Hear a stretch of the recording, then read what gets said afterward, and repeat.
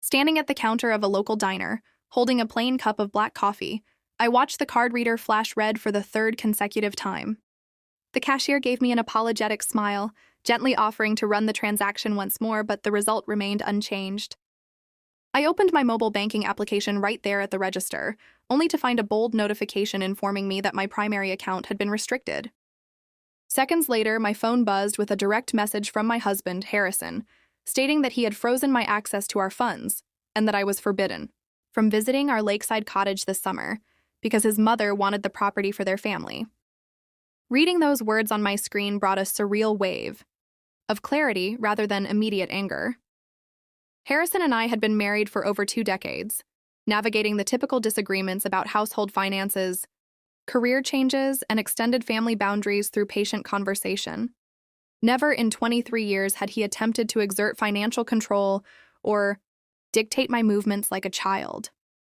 Feeling completely displaced in my own life over a $3 coffee, I stepped outside and called his mobile phone, determined to address the sudden betrayal directly before the shock wore off. When Harrison answered, his tone was entirely devoid of remorse, treating the freeze on my card as a logical response to what he claimed was unsupervised spending. When I pointed out that the flag was triggered by a routine morning errand, he shifted the conversation to his mother, Evelyn, explaining that she felt we needed to simplify our assets.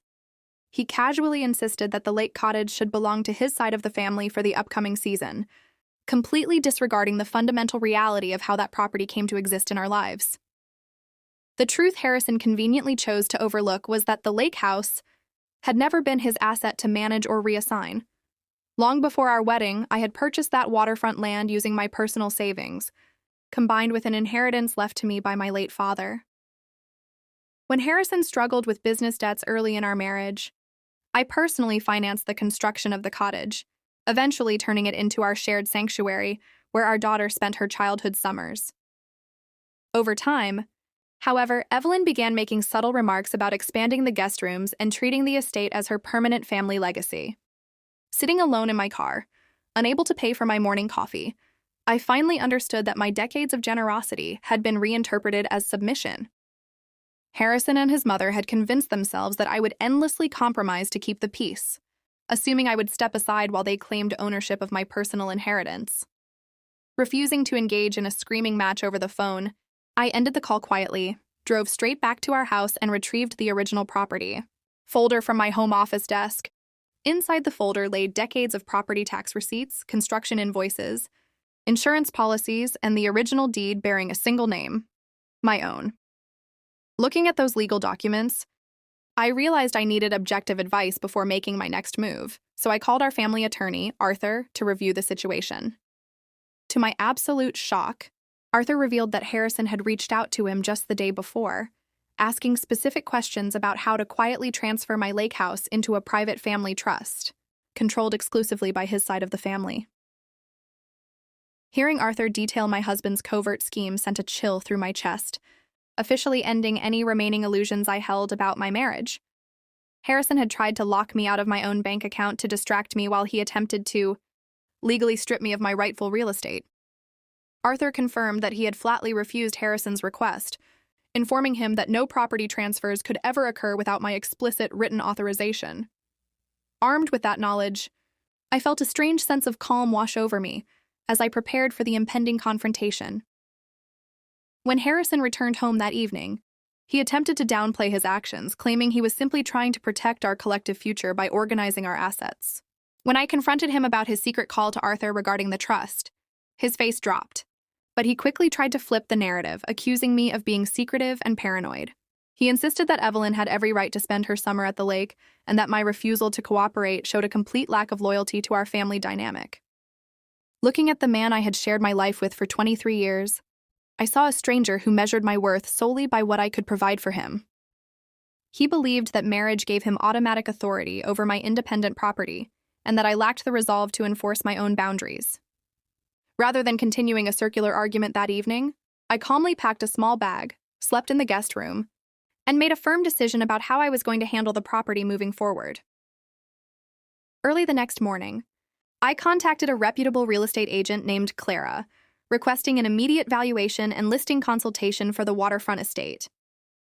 We met at the lake house 2 days later, walking through the quiet rooms filled with decades of framed photographs, handcrafted furniture, and childhood memories.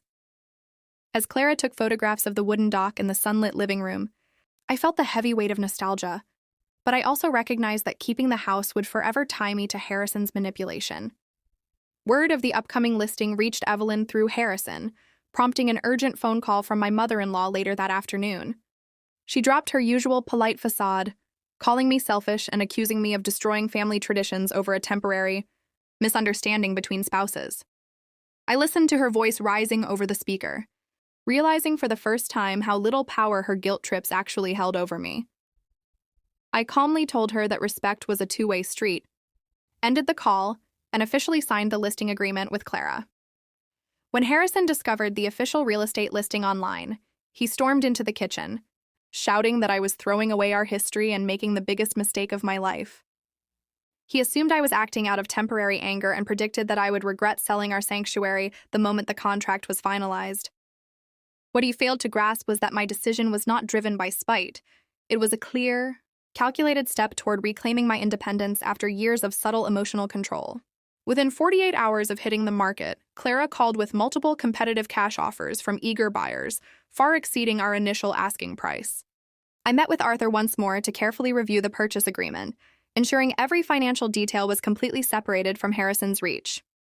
Sitting at the wooden table in the lawyer's office, I signed the final transfer papers with a steady hand, feeling an overwhelming sense of relief as the ownership officially shifted away from our name. The following morning, Harrison and his mother drove up to the lake house, completely unaware that the sale had officially closed hours earlier.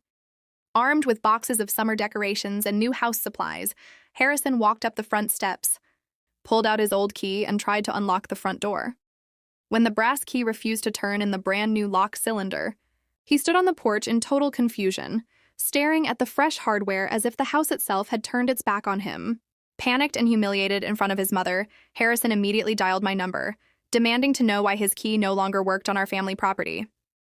I held the phone to my ear, listening to his frantic voice echoing across the porch where I had once spent peaceful summer evenings. Standing in my quiet kitchen miles away, I looked at the official wire transfer confirmation sitting on my counter, knowing that my old life was officially behind me. I calmly reminded him of the text message he had sent me just 2 weeks prior, where he explicitly ordered me never to step foot on the property again. I explained that since the estate had been legally sold and transferred to a new owner that morning, none of us would be spending the summer there ever again. As silence fell over the line, I realized that taking back my power did not require bitterness. It simply required the courage to walk away from people who only valued me when I was giving them everything.